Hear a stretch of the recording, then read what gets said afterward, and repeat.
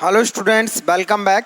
VSC first year के अंदर बच्चों ऑप्टिक्स में अपन ने लास्ट क्लास में लेज़र होलोग्राफी पढ़ी थी। लेज़र एंड होलोग्राफी टॉपिक चल रहा था, अपना यूनिट थी, और उसमें होलोग्राफी की मैंने आपको उपयोग यूजेज बताए थे, कहाँ कहाँ उपयोग होता है, और उसके साथ ही आपकी laser and holography unit complete हो गई थी। आज की क्लास में बच्चों अपन नई यूनिट फोर्थ यूनिट स्टार्ट कर रहे हैं, पोलराइजेशन। पोलराइजेशन का मतलब होता है ध्रुवण।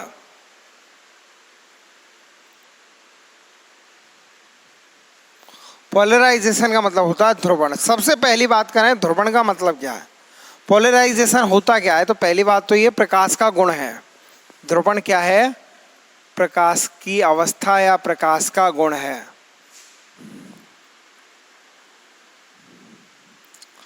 या प्रकाश की अवस्था है ध्रुवित प्रकाश, या ध्रुवण क्या है? इसका गुण है। अब ध्रुवित या ध्रुवण तो इसका गुण है, और अवस्था कौन सी है? ध्रुवित होना इसकी एक अवस्था है।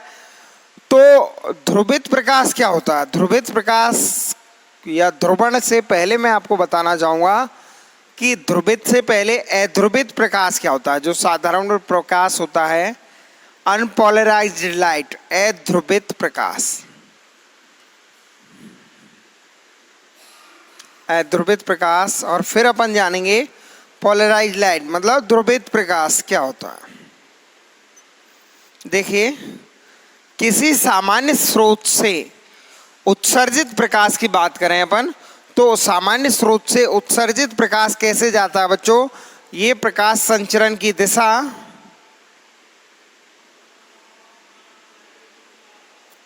और इस प्रकाश संचरण की दिशा के लंबवत सभी तल। अब लंबवत तो इसके ये भी लंबवत है बच्चों, ये भी लंबवत है और ये भी लंबवत है।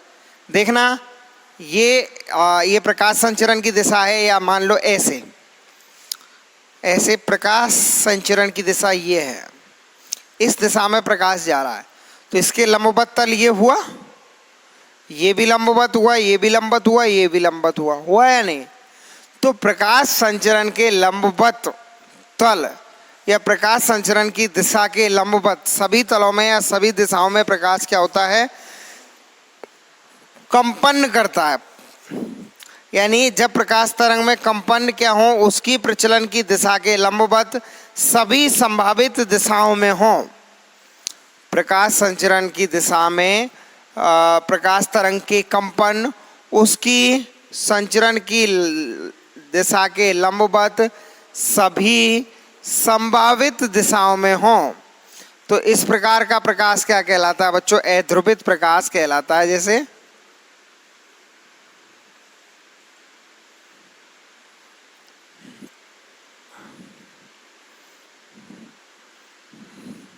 ये प्रकाश संचरण की दिशा है, इसके लंबवत सभी दिशाओं में यदि इसके कंपन हैं, तो ये प्रकाश कैसा क्या होगा? ये प्रकाश होगा बच्चों अध्रुवित प्रकाश, अनपोलराइज्ड लाइट। जब ये प्रकाश अपने संचरण की दिशा के लंबवत किसी निश्चित तल में कंपन करता है, जैसे ऊर्ध्वतल या क्षैतिज तल, किसी तल निश्चित तल में जब क्या करता है, इसकी संचरण की दिशा के लंबवत किसी एक निश्चित तल में। अब निश्चित तल से मतलब क्या है? जैसे प्रकाश संचरण की दिशा कौन सी है बच्चों? प्रकाश संचरण की दिशा माना कि है ये एक्स दिशा में है। प्रकाश संचरण क्या होगा? एक्स दिशा में है, तो इसके लंबवत, ये एक्स है तो इसके लंबवत या तो इस तरह से होगा ये, या फिर होगा इस तरह से, ये होंगे दो। तो प्रकाश संचरण की दिशा के लंबवत एक निश्चित तल में जब ये क्या करता है? कंपन करता है। निश्चित तल माना कि ये इस तल में क्या कर रहा है? कंपन कर रहा है, तो ये होगा ध्रुवित प्रकाश। कैसा प्रकाश? ध्रुवित प्रकाश। अब ये जरूरी नहीं है कि ये इसी तल में हो सकता है, ये प्रकाश संचरण की दिशा है और इसके लंबवत इस तरह से। अब ये लंबवत, ये डॉट का क्या मतलब है? डॉट का मतलब है कि ये इसके इस तरह से कंपन है। जैसे ये लाइट है तो ये कंपन क्या है? इस तरह से हो रहे हैं, ठीक है? तो ये क्या कहलाएगा? ये भी ध्रुवित प्रकाश कहलाएगा। यानी वर्टिकल और हॉरिजेंटल कंपन हो रहे हैं इसके, तो प्रकाश क्या कहलाएगा? ध्रुवित प्रकाश कहलाएगा। यानी सामान्य प्रकाश या सामान्य अवस्था में प्रकाश कैसा होता है? अध्रुवित होता है। यानी जब प्रकाश तरंग में कंपन उसकी संचरण की दिशा के लंबवत सभी संभावित दिशा में होता है, तो ऐसी प्रकाश तरंग अध्रुवित तरंग कहलाती है और ऐसा प्रकाश अध्रुवित प्रकाश कहलाता है। यह संचरण की दिशा के क्या होता है, सममित होता है, सिमेट्रिकल होता है। साधारण प्रकाश स्रोतों से उत्सर्जित प्रकाश कैसा होता है, अध्रुवित प्रकाश होता है। चूंकि प्रकाश का उत्सर्जन करने वाले परमाणु बड़ी संख्या में होते हैं, अतः प्रत्येक परमाणु लगभग 10⁻⁸ सेकंड के बाद प्रकाश तरंग उत्सर्जित करता है।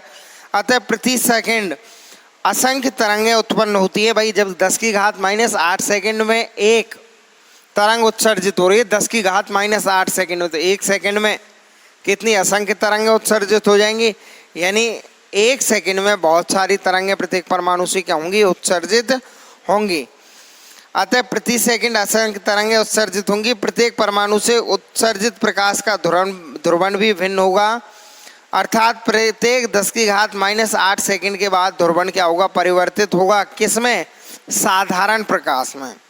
और ये प्रकाश कैसा होगा, अध्रुवित प्रकाश होगा। और अध्रुवित प्रकाश कैसे स्रोत से उत्सर्जित होगा, साधारण प्रकाश स्रोत से। साधारण प्रकाश स्रोत से अध्रुवित प्रकाश क्या होगा बच्चों, उत्सर्जित होगा। और प्रत्येक 10⁻⁸ सेकंड के बाद इसमें क्या होगा, ध्रुवण परिवर्तित हो जाएगा। अब बात करें बच्चों अपन कैसे ध्रुवित प्रकाश की। तो ध्रुवित प्रकाश में क्या होता है, ध्रुवित प्रकाश में प्रकाश संचरण की दिशा के लंबवत केवल एक ही तल में कंपन स्थित होते हैं। प्रकाश संचरण की दिशा के लंबवत केवल एक ही तल में क्या होते हैं, कंपन स्थित होते हैं। जैसे बोर्ड को या कागज की बात करें अपन, पेपर की, कॉपी की, जिसमें बना रहे हैं, उसमें प्रकाश संचरण की दिशा ये है। तो इसके यदि ये कागज के तल के समांतर कंपन है, ये कागज का तल होगा तो या बोर्ड का तल, जब कंपन कैसे हैं, कागज के तल के समांतर।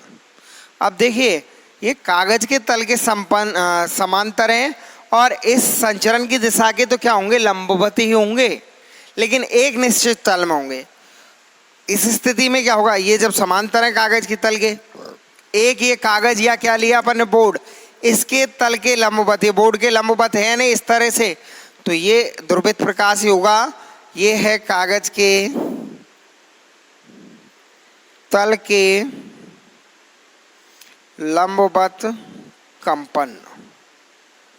यानी जब कंपन कागज के तल के लंबवत होंगे तो उस स्थिति में अपन उसे डॉटेड द्वारा दर्शाएंगे, और जब समांतर होंगे तो चित्र अनुसार एरो बनाकर दर्शाएंगे।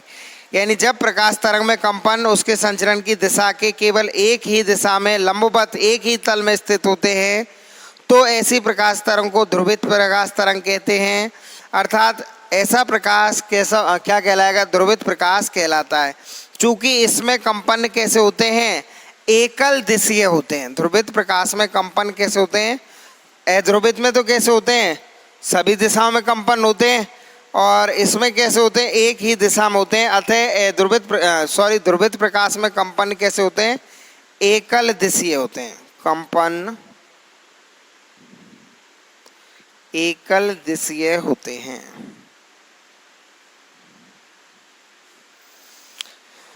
ध्रुवित प्रकाश में कंपन एकल दिशीय होंगे, कागज के तल के लंबवत या समांतर अपन बात करें तो इस प्रकार से चित्र के अनुसार ये बना सकते हैं। ठीक है,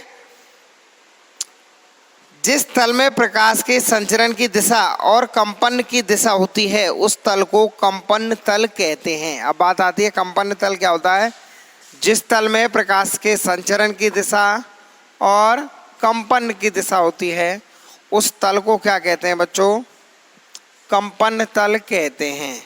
कंपन तल क्या हो गया, जिस तल में प्रकाश के संचरण की दिशा और कंपन की दिशा होती है। जिस तल में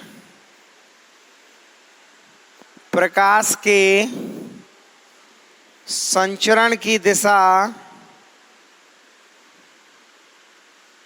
एवं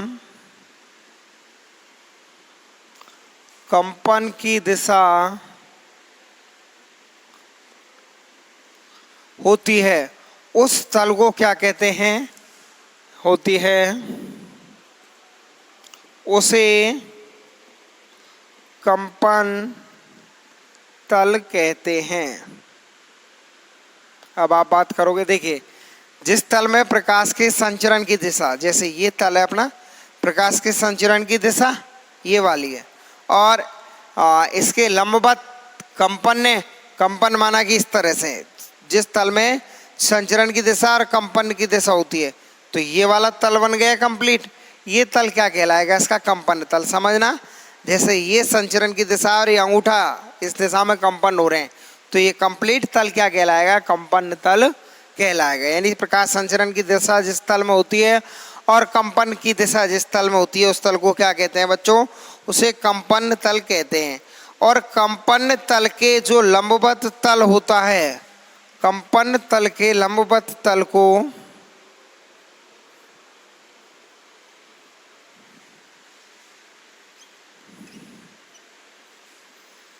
ध्रुवण तल कहते हैं।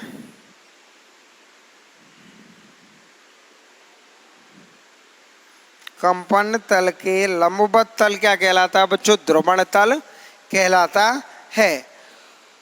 अब इसमें यदि विद्युत क्षेत्र या विद्युत वेक्टर का सिरा रेखीय दिशा में दोलन न करने के बजाय दीर्घवृत्त में गतिमान हो, तो ऐसा प्रकाश क्या कहलाएगा? दीर्घवृत्तीय ध्रुवित प्रकाश कहलाएगा।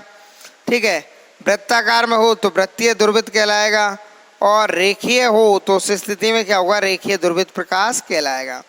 प्रकाश तरंगों की अवस्थाओं की बात करें या समतल विद्युत चुंबकीय तरंगों के ध्रुवण की अवस्था, ये अभी मैंने बताया आपको। ध्रुवित प्रकाश क्या होता है, अध्रुवित प्रकाश क्या होता है, इसमें तल कौन से कंपन तल और ध्रुवण तल होते हैं, वो कौन कौन से तल होते हैं, और ध्रुवित प्रकाश कागज के तल के समांतर स्थिति में कैसे बनता है, लंबवत स्थिति में कैसे बनता है। अब अपन इन तरंगों की अवस्थाओं की बात करेंगे। प्रकाश तरंगें या समतल विद्युत चुंबकीय तरंगों की ध्रुवण की अवस्था है। प्रकाश तरंगें कैसे होंगी? विद्युत चुंबकीय तरंग होंगी, तो विद्युत चुंबकीय तरंगों की ध्रुवण की अवस्था है।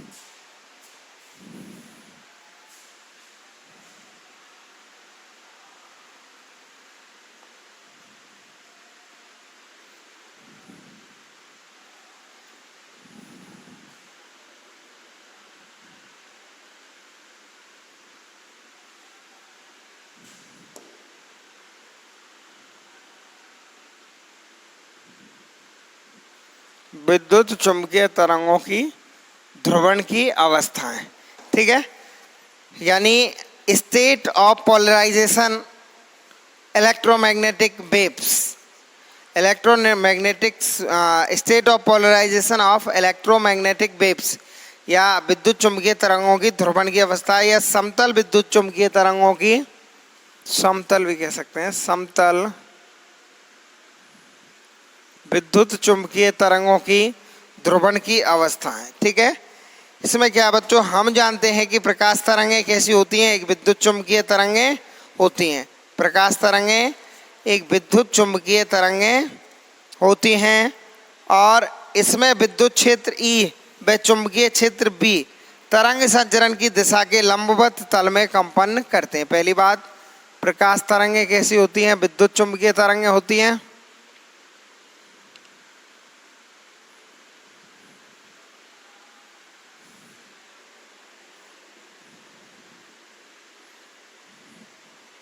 और विद्युत क्षेत्र E, चुंबकीय क्षेत्र V, ये प्रकाश तरंग के संचरण की दिशा के लंबवत तल में होते हैं।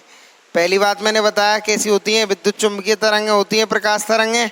दूसरी बात क्या है बच्चों, इसमें विद्युत क्षेत्र E व चुंबकीय क्षेत्र V संचरण की दिशा के लंबवत तल में कंपन करते हैं।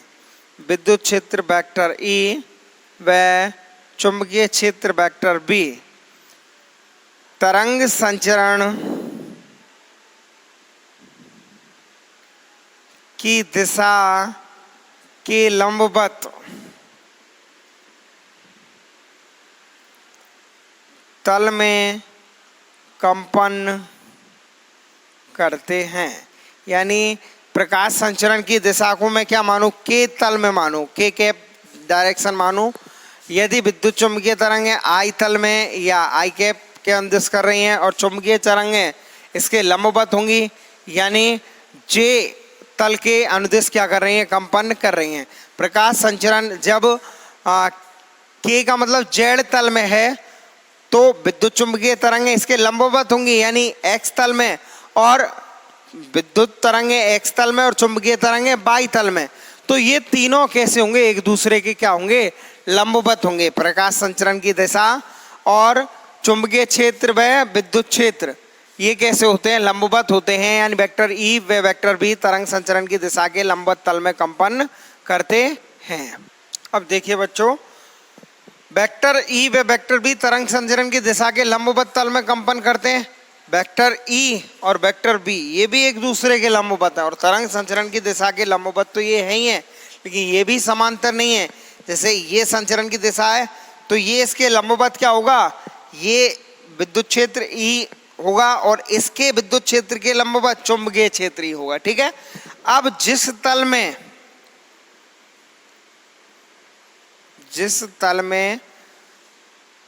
कंपन तल क्या होता है, जिसमें प्रकाश तरंग संचरण की दिशा और कंपन की दिशा होती है, वो तल क्या होता है, कंपन तल।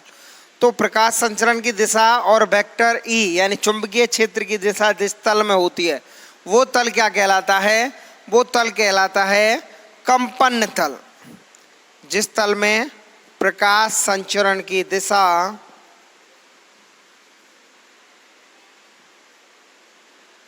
व विद्युत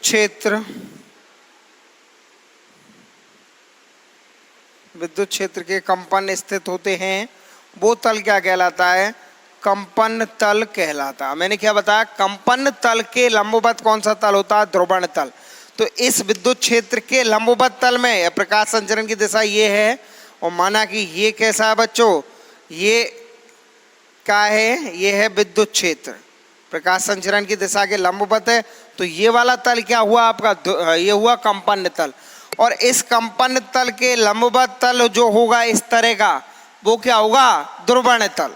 और इस कंपन तल के लंबवत क्या है बच्चों, विद्युत क्षेत्र वेक्टर वी, यानी कंपन तल के लंबवत जिस तल में चुंबकीय क्षेत्र V स्थित है उस तल को क्या कहते हैं, उस तल को अपन कहते हैं ध्रुवण तल, उसे ध्रुवण तल कहते हैं। या जिस तल में प्रकाश संचरण की दिशा और विद्युत क्षेत्र V के कंपन स्थित होते हैं उसे ध्रुवण तल कहते हैं। या कंपन तल के लंबवत जो तल होगा और उसमें कंपन काहे के स्थित होंगे, उसमें कंपन होंगे चुंबकीय क्षेत्र के कंपन। तो कंपन तल के लंबवत वह तल जिसमें चुंबकीय क्षेत्र के कंपन स्थित होते हैं ध्रुवण तल कहलाता है। कौन सा तल कहलाता है बच्चों, ध्रुवण तल कहलाता है। तो ये हुए कंपन तल और ध्रुवण तल। तीसरी बात करें अपन समतल विद्युत चुंबकीय तरंगों की, तो विद्युत चुंबकीय तरंगों की ध्रुवण की अवस्था विद्युत क्षेत्र वेक्टर ई द्वारा दर्शाई जाती है। समतल विद्युत चुंबकीय तरंगों की ध्रुवण की अवस्था किसके द्वारा दर्शाई जाती है, ध्रुवण की अवस्था विद्युत क्षेत्र वेक्टर ई के द्वारा दर्शाई जाती है।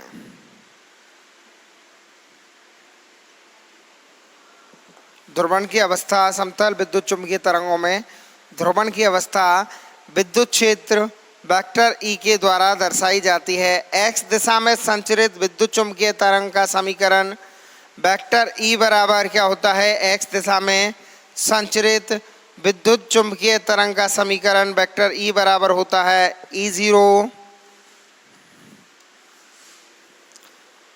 ई बराबर E0 ई की पावर आयोटा के एक्स माइनस ओमेगा टी। अपन जानते हैं एक्स दिशा में संचरित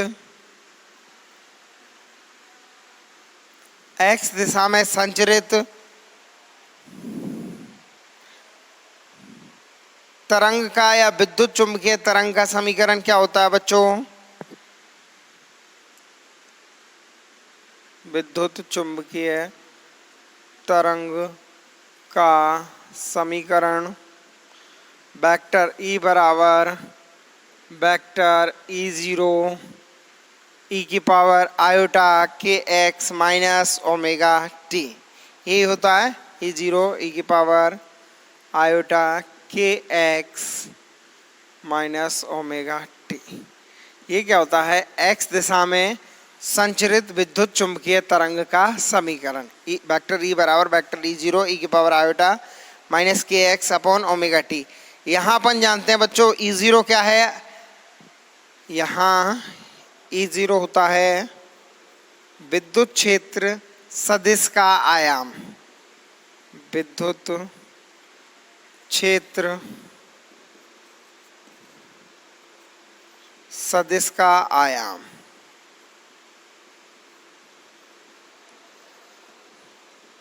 विद्युत क्षेत्र सदिश का आयाम होता है यहाँ ई ज़ीरो।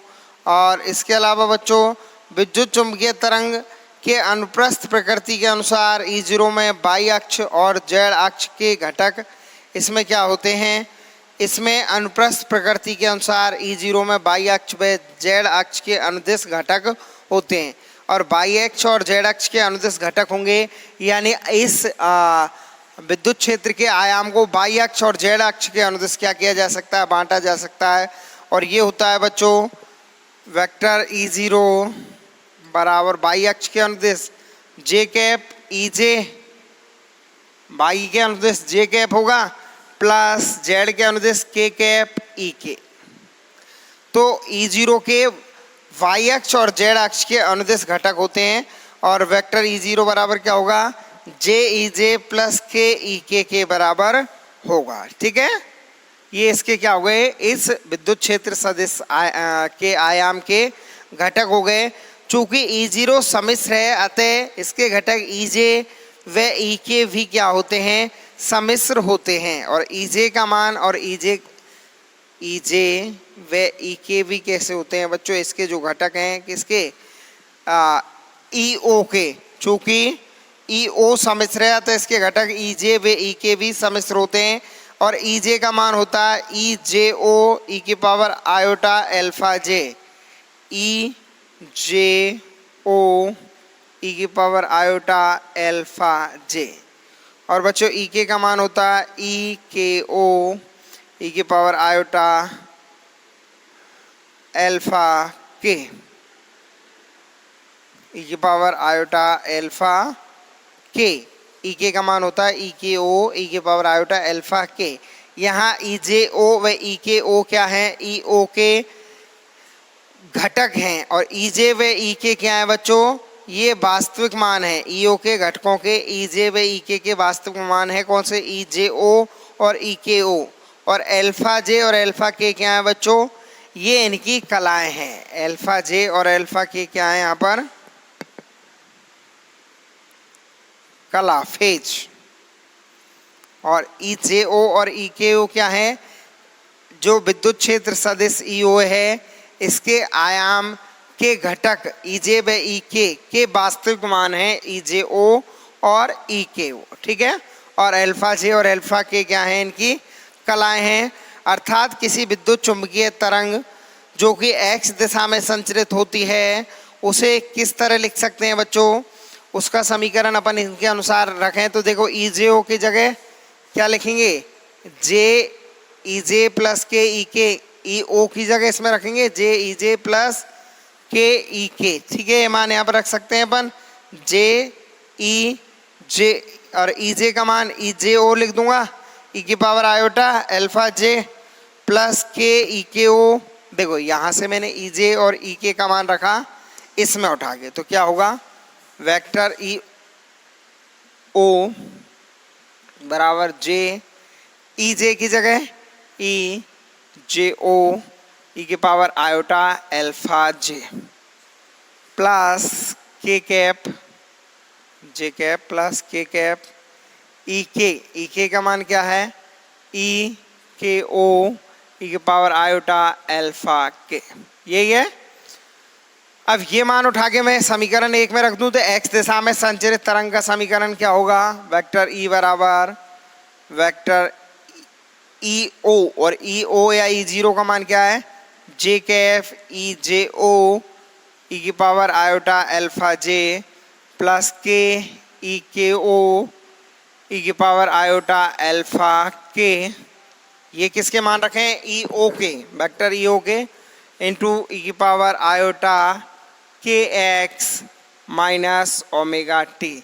ये एक्स दिशा में संचरित विद्युत चुंबकीय तरंग का समीकरण होगा। एक्स दिशा में संचरित विद्युत चुंबकीय तरंग का क्या होगा, ये समीकरण होगा या विद्युत चुंबकीय तरंग ये दर्शाएगी। ध्रुवित प्रकाश की सामान्यतः अगर अपन अवस्थाओं की बात करें तो 3 अवस्थाएं होती हैं बच्चों। ध्रुवित प्रकाश की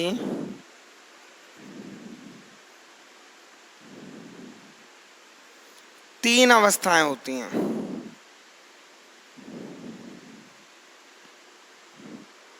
देखो यहाँ समतल विद्युत चुंबकीय तरंगों की ध्रुवण की अवस्थाएं पढ़ रहे हैं या ध्रुवित विद्युत चुंबकीय तरंगों की ध्रुवण की अवस्थाएं, एक ही बात है।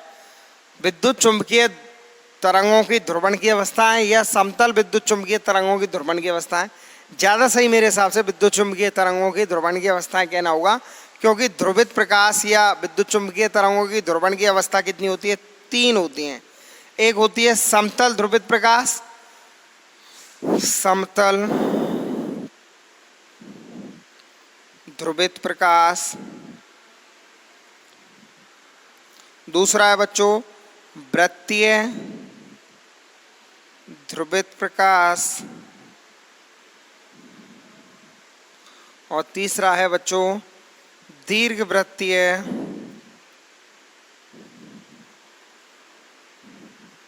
ध्रुवित प्रकाश।